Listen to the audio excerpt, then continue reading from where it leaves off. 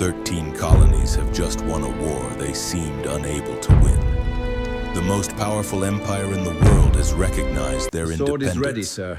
It should be a triumph. Here is the evidence. Freedom has been won.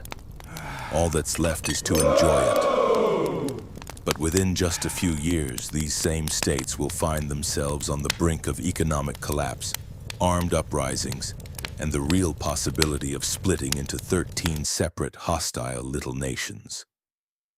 This is the story of how a military victory for independence very nearly turned into defeat in peacetime, and of a document that was written not as a symbol of pride, but as a desperate attempt to save whatever could still be saved.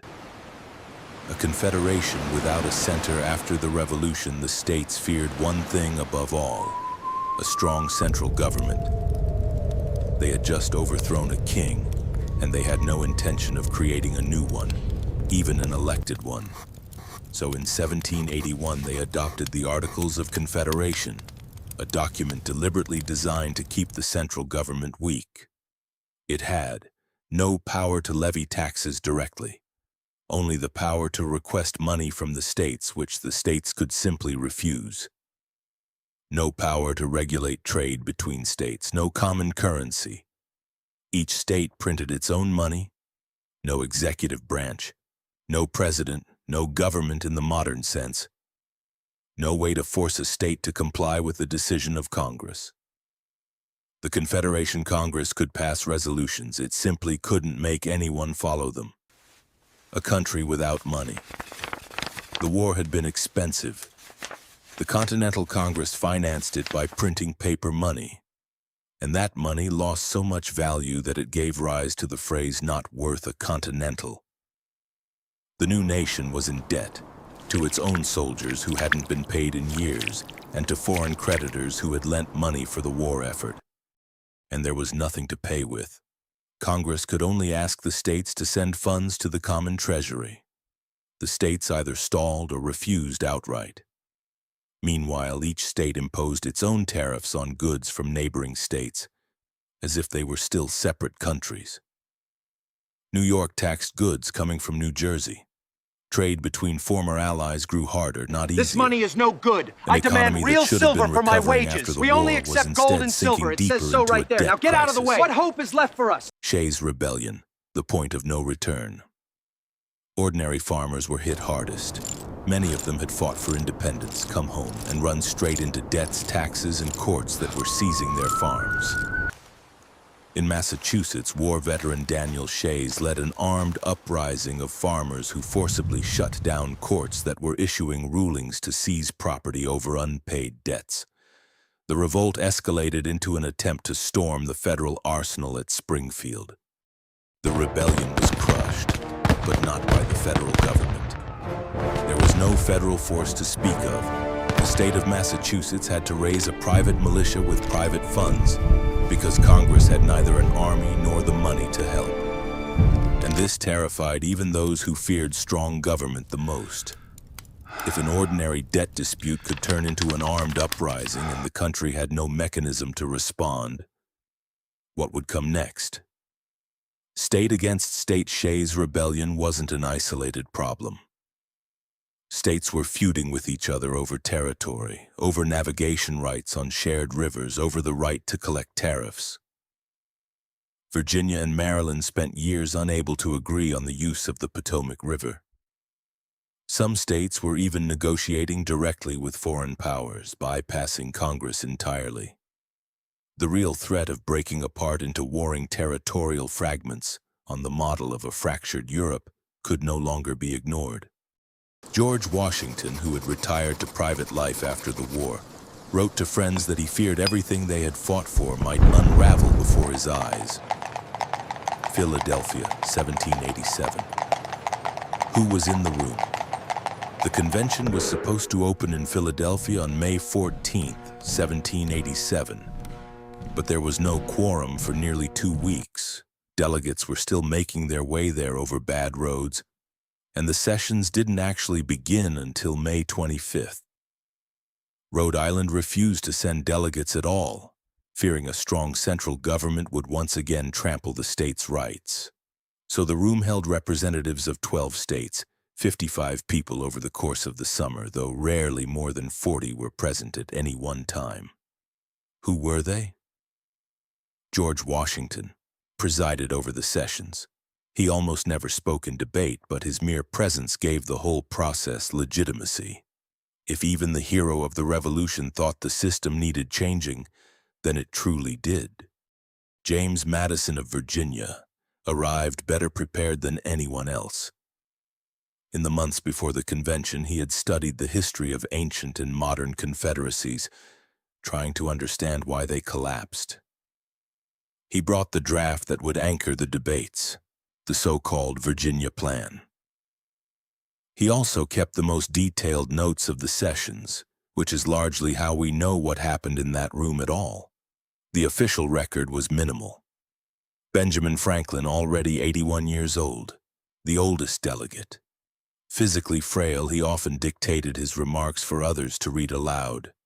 On the final day, it was Franklin who urged even those who disagreed with parts of the document to sign it anyway, for the sake of unity. Alexander Hamilton of New York, representing a state where his two fellow delegates opposed a strong central government and largely outvoted him. Hamilton even put forward his own plan, calling for a lifetime chief executive. A plan so radical it was dismissed almost immediately, and Hamilton spent much of the summer coming and going from the convention. Gouverneur Morris of Pennsylvania spoke on the floor more often than any other delegate combined. He would later be entrusted with turning all the convention's decisions into a single coherent text. James Wilson, alongside Madison, one of the chief architects of the idea of a strong but limited executive branch. Edmund Randolph of Virginia formally introduced the Virginia Plan to the room, though authorship belonged mostly to Madison. There were also delegates who ultimately refused to sign the final document. George Mason and Elbridge Gerry both believed the central government had been given too much power, and that the document failed to guarantee individual rights at all. Officially, the delegates had only been authorized to improve the Articles of Confederation. But within the first weeks it became clear. Patching that document was pointless. It had to be replaced entirely. This was risky, and arguably not even legitimate. The delegates were openly exceeding their mandate. The process itself. A summer behind closed doors. The first rule the convention adopted was total secrecy. No notes for the press, no letters describing the discussions, guards posted at the doors. The delegates believed that if the public learned about every intermediate compromise and dispute, it would undermine trust in the final document before it was even written. The work unfolded in waves, May to June. Madison and Virginia put the Virginia Plan on the table.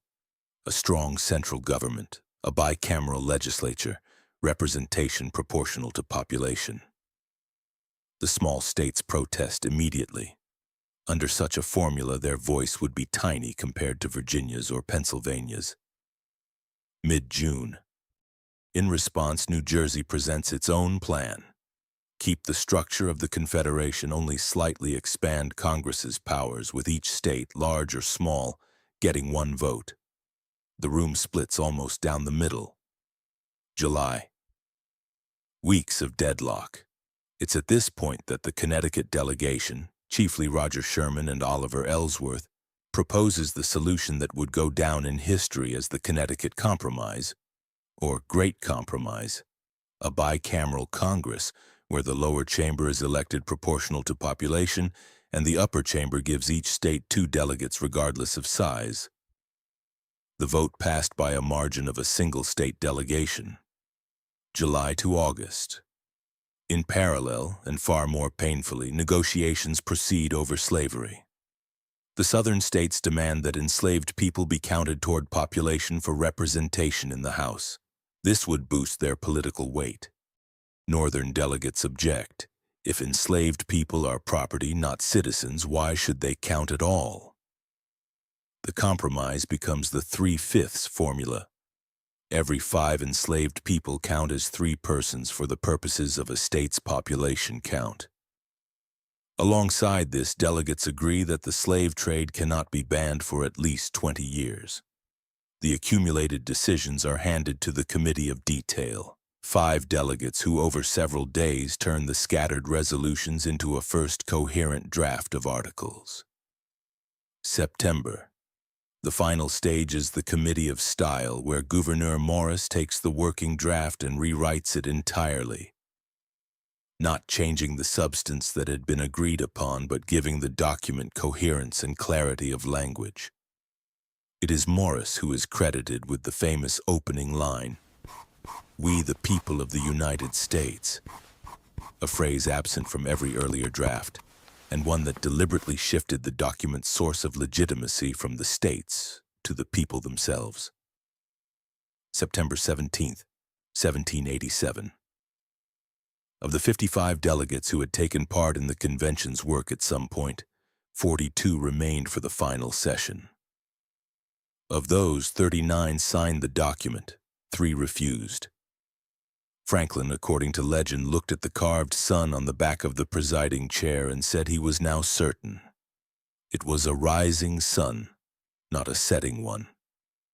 The debates were harsh, not harmonious, and the compromises were not ideals but necessities.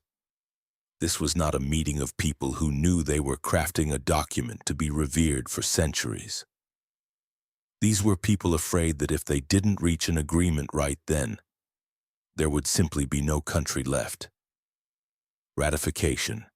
Not everyone wanted to be saved this way.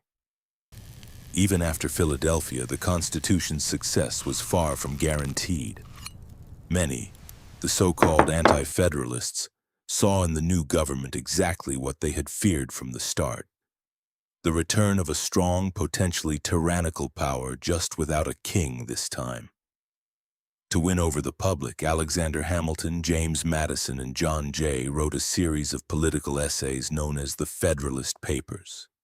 Not an academic exercise, but an urgent political campaign for the Union's survival.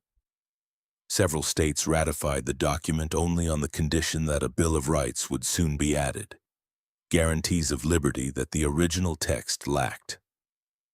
Ratification passed by the slimmest of margins in several key states, including New York and Virginia.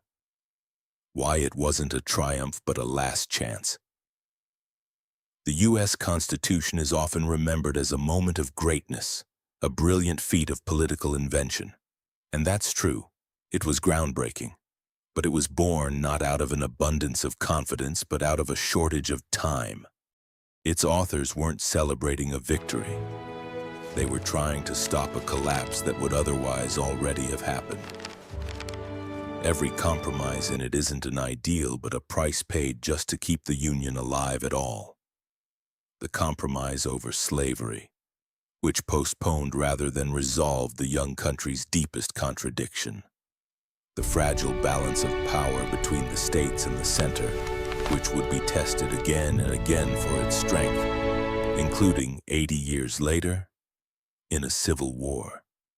That's why the Constitution is better understood not as a triumphant final chapter in the story of the Revolution, but as the last realistic chance to keep 13 independent states from destroying one another. A chance that was seized, but one that guaranteed absolutely nothing about what would come next.